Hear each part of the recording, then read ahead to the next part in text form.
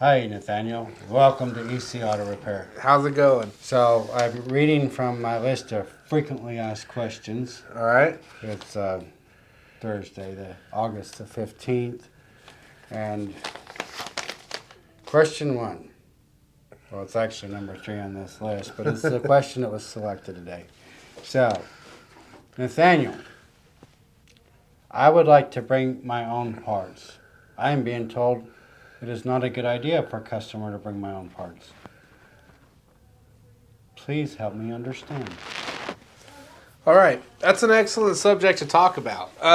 So let me start off with being super upfront and honest. The only reason that customers really provide their parts is to be able to try and help out with cost.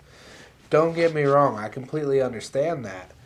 But most of the time, what we have going on is when it's either self-diagnosed or somebody's told them that's the issue, like a neighbor, buddy, and we buy our own parts, right?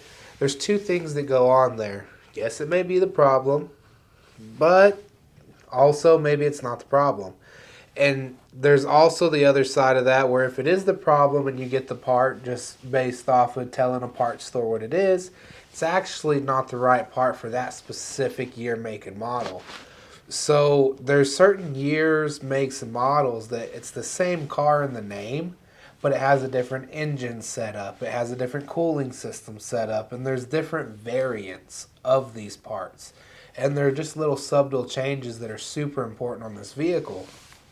So what happens when you get in, right? Let's say it's a part that's buried on the car that actually takes some disassembly.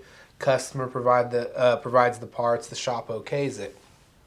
Technician is then going to get to that section to replace the part. They then can see the part visibly now that they have it apart. They bring the customer provided part over. They're 3 hours into a job and they notice, oh dang, this isn't the correct part. And we have a couple things that happen there as well.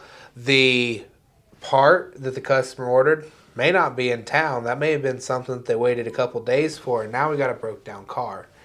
The other side of that is it may be a completely different piece where this piece is 50 and this piece is 300, and now all of a sudden you're having to try to return this one and order this one, and all this is all happening at once while you're in the middle of the job. And what it creates is a big sense of disorganization, and it creates a lot of stress on the customer. Because on the technician side of it, we're going to fix it. We're going to take care of you no matter what.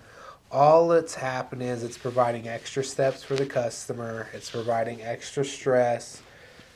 And like I said, on top of that, sometimes it's not even handling the real problem. It's always important to have a trained technician look at it, verify the concern, quote out the parts for you, and get that in there.